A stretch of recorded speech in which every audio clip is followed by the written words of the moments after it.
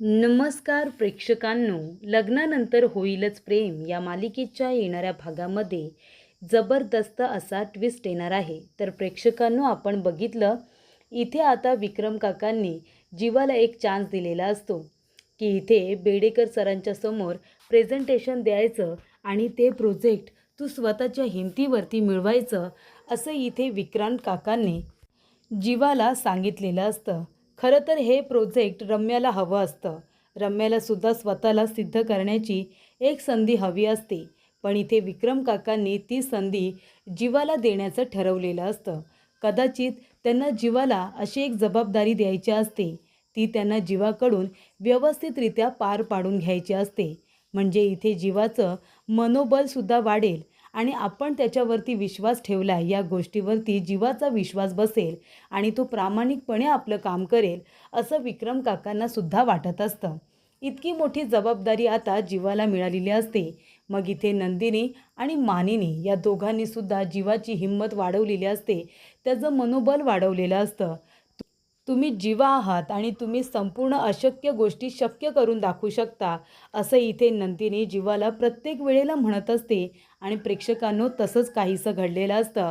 इथे आता जीवाने रात्रभर बसून छान इथे प्रेझेंटेशन तयार केलेलं असतं आणि बेडेकर सरांच्या समोर त्याने हिमतीने ते प्रेझेंटेशन दिलेलं असतं.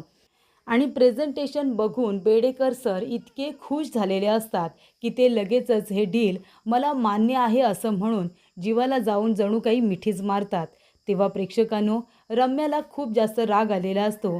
जे प्रोजेक्ट मला हवं होतं ते प्रोजेक्ट या जीवाने स्वतःच्या हिमतीने मिळवलेलं आहे, ही गोष्ट आता रम्याला बघवत नाही आणि तिच्या पोटात दुखायला लागतं. आणि म्हणूनच ती इथे नंदिनीच्या बाबतीत पुन्हा एकदा जीवाच्या मनामध्ये विष पेरते आणि ऑफिसमध्ये सगळीकडे कांगावा करते की जीवाला हे प्रेझेंटेशन बेडेकर सरांचं जे काही मिळालेलं आहे ना, ते नंदिनीमुळे मिळालेलं आहे. कारण नंदिनी आणि बेडेकर सर एकमेकांना ओळखतात आणि म्हणूनच बेडेकर सरांना भेटून तिने शिफारस केलेली आहे आणि म्हणूनच इथे त्यांनी जीवाला हे प्रेझेंटेशन नंदिनीच्या सांगण्यावरून दिलं आहे, असं इकडे सगळीकडे आता रम्याने पिकवलेलं असतं. आणि ही गोष्ट जेव्हा जीवाच्या लक्षात येते तेव्हा जीवाला खूपच जास्त राग येतो की मला हे प्रेझेंटेशन माझ्या इथे हिमतीमुळे नाही, माझ्या हुशारीमुळे नाही, तर नंदिनीने माझ्या बाबतीत शिफारस केल्यामुळे मला मिळालेलं आहे. या गोष्टीचा राग जीवाला आलेला असतो आणि त्याला कधीच हे आता प्रोजेक्ट नको असतं. नंदिनीमुळे मिळालेलं प्रोजेक्ट त्याला नको असतं, कारण त्याच्या हुशारीवरती शंका घेण्यात आलेली असते. असा गैरसमज जीवाचा झालेला असतो. आणि त्याचमुळे प्रेक्षकांनो, इथे आता रम्यामुळे नंदिनी आणि जीवामध्ये गैरसमज पुन्हा एकदा निर्माण झालेले असतात. आणि हे सगळं रम्याने घडून आणलं ही गोष्ट जेव्हा पार्थला कळते तेव्हा इथे शांत राहणारा पार्थ, कधीही कुणावरती हात न उगारणारा पार्थ याने पहिल्यांदा रम्याच्या थोबाडीत दिलेली असते. जीवा आणि नंदिनी यांच्या लग्नामध्ये प्रॉब्लेम निर्माण करणारी ही रम्या आहे, हे जेव्हा पार्थला कळतं तेव्हा पहिल्यांदा पार्थने इथे रम्यावरती हात उगारलेला असतो आणि तिची लायकी तिला पुन्हा एकदा दाखवून दिलेली असते. त्याचबरोबर प्रेक्षकांनो, इथे आता नंदिनीने एका मिनिटामध्ये इथे जीवाचा गैरसमज दूर केलेला असतो. बेडेकर सरांना फोन करून तिने आपल्यामध्ये नक्की काय बोलणं झालं होतं हे आता जीवाच्या समोर आणलेलं असतं. ती जेव्हा पर्सनल कामासाठी बेडेकर सरांना भेटायला गेलेली असते तेव्हा तिथे जीवाचा विषयसुद्धा तिने घेतलेला नसतो. ही गोष्ट जेव्हा बेडेकर सर फोनवरती सांगतात तेव्हा जीवाचा गैरसमज एका मिनिटामध्ये दूर झालेला असतो. आणि तेव्हा जीवाने नंदिनीची माफी मागत तिला मिठी मारलेली असते आणि तिची माफी मागितलेली असते. तर प्रेक्षकांनो, अशा पद्धतीने इथे आता रम्याला बाजूला सारत किंवा तिला तिची लायकी दाखवत पुन्हा एकदा नंदिनी जीवा एकत्र आलेले असतात आणि याच्यामध्ये पार्थने सुद्धा त्यांची मदत केलेली असते. तर प्रेक्षकांनो, कशा पद्धतीने या गोष्टी पुढे घडत जातात आपण सविस्तरपणे बघूया. तर प्रेक्षकांनो, इथे जीवा बेडेकर सरांसमोर प्रेझेंटेशन देणार असतो. बेडेकर सरांना इथे आता फार्म हाऊस उभारायचं आहे, पण त्यांची जेवढी जागा आहे त्याच्यामध्ये कशा पद्धतीने ते फार्म हाऊस आता उभं करता येईल याची आयडिया जीवाने आपल्या प्रेझेंटेशनमधून बेडेकर सरांना दिलेली असते. तेव्हा इथे प्रेझेंटेशनला जाण्याच्या आधी जीवा खूप टेन्शनमध्ये असतो, पण नंदिनी म्हणते की तुम्ही नक्की करून दाखवाल आणि जर तुम्हाला भीती वाटली ना तर तिथे 2 मिनटं तुम्ही शांतपणे उभे राहा आणि आपल्या आवडत्या व्यक्तीचा चेहरा तुमच्या नजरेसमोर आणा. मग तुम्ही बघा कसे हिमतीने प्रेझेंटेशन देतात ते. तेव्हा इथे जीवा आता तेच करतो. बेडेकर सरांना बघितल्यानंतर त्यांना आधी भीती वाटते की प्रेझेंटेशन नीट होईल ना, पण प्रेक्षकांनो इथे आता प्रेझेंटेशन उत्तम झालेलं असतं. कारण का, तर इथे जीवाने नंदिनीचा चेहरा आपल्या नजरेच्या समोर आणलेला असतो आणि मग तिचा हसरा चेहरा आणि तिचे हिंमत वाढवणारे ते शब्द त्याला जेव्हा आठवतात, तेव्हा मग काय प्रेझेंटेशन देण्यासाठी तो आता रेडी झालेला असतो आणि मग असं काही प्रेझेंटेशन देतो, त्याच्या आयडियाज इथे बेडेकर सरांसमोर मांडतो. तेव्हा बेडेकर सर खुश झालेले असतात आणि ते डील ही जीवाबरोबर पक्की करतात आणि म्हणतात की मला तुझं हे प्रेझेंटेशन खूपच जास्त आवडलेलं आहे आणि हे प्रोजेक्ट मी तुलाच देणार आहे. तूच माझं हे काम करून द्यायचं. तेव्हा प्रेक्षकांनो इथे आता जीवाने स्वतःच्या हिमतीने, स्वतःच्या इथे मेहनतीने जे प्रेझेंटेशन तयार केलेलं असतं ते बेडेकर सरांना इतकं आवडतं की त्यांनी आता हे प्रोजेक्ट जीवानेच कंप्लीट करायचं असं सांगितलेलं असतं. आपल्या मुलाने करून दाखवलं, त्याच्यातली ती हिंमत, त्याचं कॅलिबर इथे आता विक्रम काकांना आधीपासूनच माहिती असतं.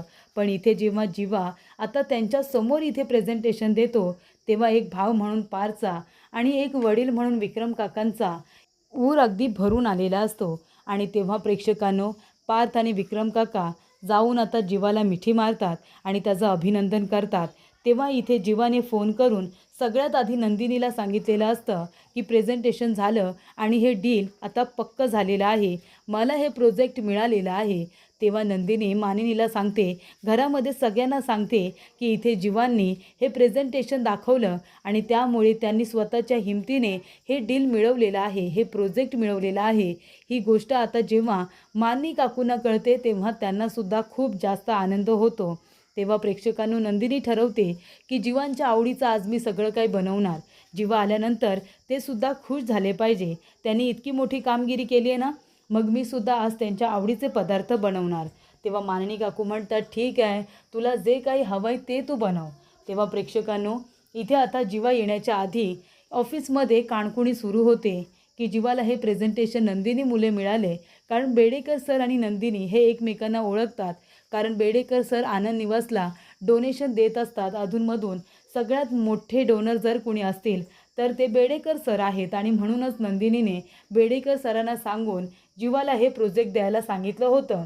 तेव्हा प्रेक्षकांनो इथे आता जीवाला असं वाटतं की रम्या जे काही बोलते ते बरोबर आहे, मला नंदिनीमुळेच हे प्रोजेक्ट मिळाला असेल.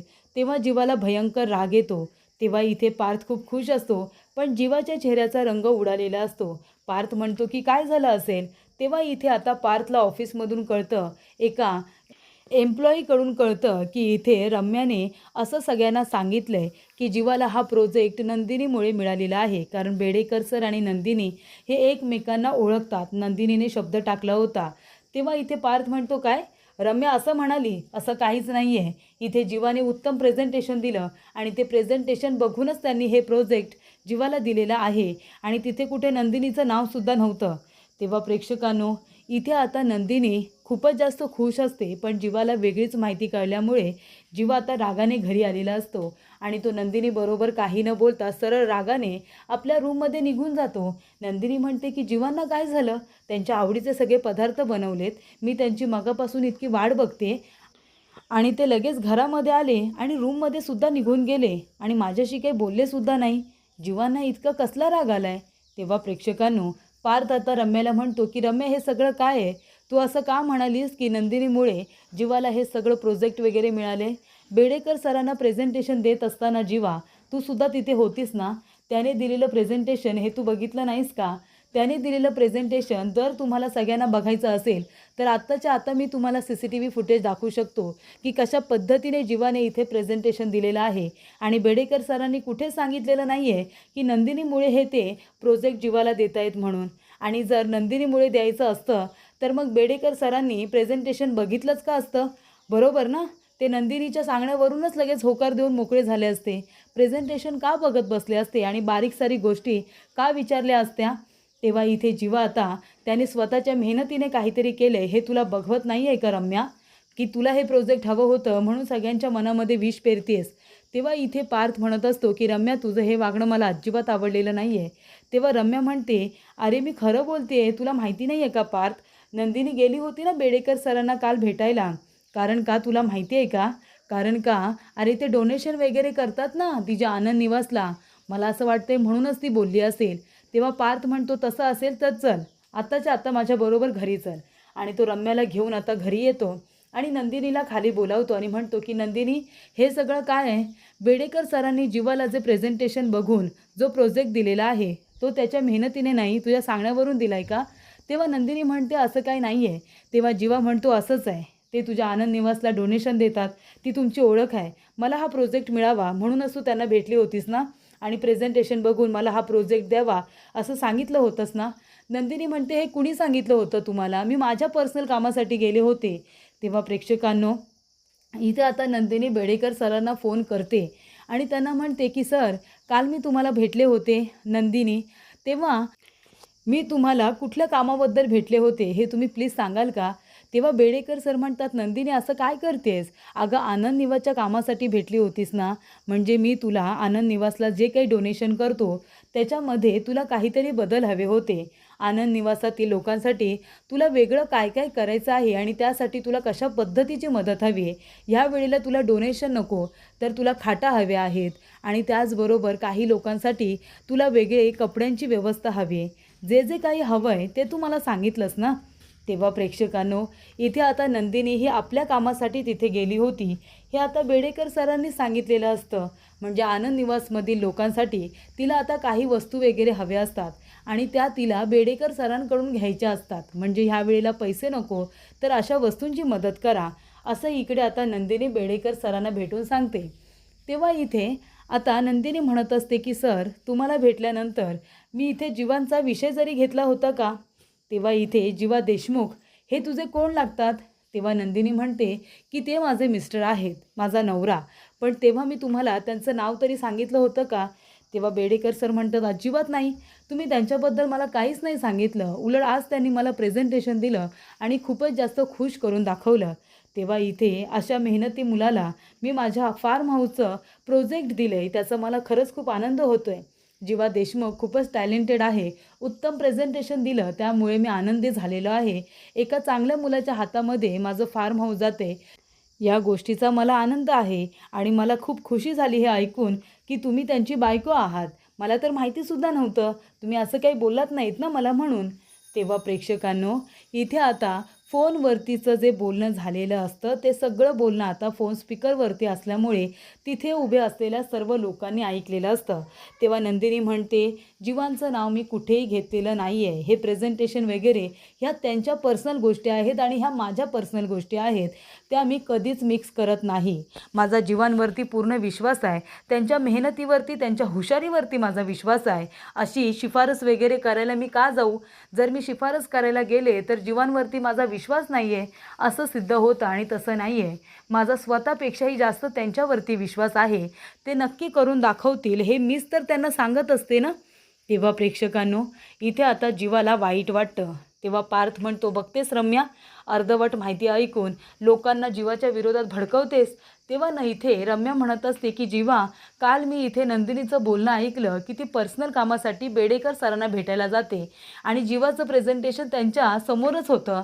मला असं वाटलं म्हणून नंदिनी भेटायला गेले. म्हणून इथे पार्थ चांगली तिच्या सणसणून थोबाडीत देतो आणि म्हणतो की म्हणून तू असं सांगितलं सगळ्यांना की नंदिनीच्या सांगण्यावरून बेडेकर सरांनी इथे जीवाला इतकं मोठं प्रोजेक्ट दिलं आहे? असं कधी होऊ शकतं? कुणाच्या तरी सांगण्यावरून कुणाला तरी कधी काम मिळतं का रम्या?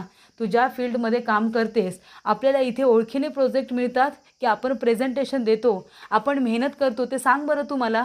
की कुणीतरी आपल्याबद्दल चांगलं बोललं म्हणून आपल्याला प्रोजेक्ट मिळतात का? त्यासाठी आपल्याला मेहनत करावी लागत नाही, तुला मेहनत करावी लागत नाही. तेव्हा इथे रम्याला आता चांगली सणसणून थोबाडीत मिळालेली असते आणि तेव्हा प्रेक्षकांनो, नंदिनीला इतकं वाईट वाटतं की ती रडायला लागते आणि आपल्या रूममध्ये जाते. तेव्हा जीवा जातो आणि ह्या रम्यामुळे तो जो काही चुकीचा वागलेला असतो नंदिनीसमोर, ते त्याला आता चुकीचं सगळं काही लक्षात येतं आणि तो नंदिनीची माफी मागतो आणि तिला प्रेमाने मिठी मारतो आणि म्हणतो की रम्या, जेव्हा बोलली तू बेडेकर सरांना भेटायला गेली होतीस, तेव्हा खरंच असं मला वाटलं की तू माझ्यासाठी गेलीस, कारण तुला माझ्यासाठी काहीतरी चांगलं करायचं आहे म्हणून माझा गैरसमज झाला होता. पण आता मला सगळं कळलं आहे, माझ्या चुकीची जाणीव मला झाली की तू काही केलेलं नाही आहेस. तेव्हा नंदिनी म्हणते, पुन्हा कुणाचं तरी ऐकून माझ्याबरोबर चुकीचे वागू नका जीवा. कधी गैरसमज झाला तर दोघेजण बोलून तो गैरसमज दूर करूया. तेव्हा इथे जीवाने आता नंदिनीची माफी मागितलेली असते आणि तिला प्रेमाने मिठी मारून तिला तो सॉरीसुद्धा म्हणतो आणि त्याचबरोबर नंदिनीने त्याच्या आवडीचं बनवलेलं जेवण तो इथे एन्जॉय करतो, पोटभर तो आता जेवलेला असतो आणि इथे नंदिनीला पुन्हा एकदा थँक्यू म्हणालेला असतो. तर इथे जीवाच्या इथे आनंदामध्ये नंदिनी प्रत्येक वेळेला तिचा आनंद मानत असते, ही गोष्ट जीवाच्या लक्षात आलेली असते.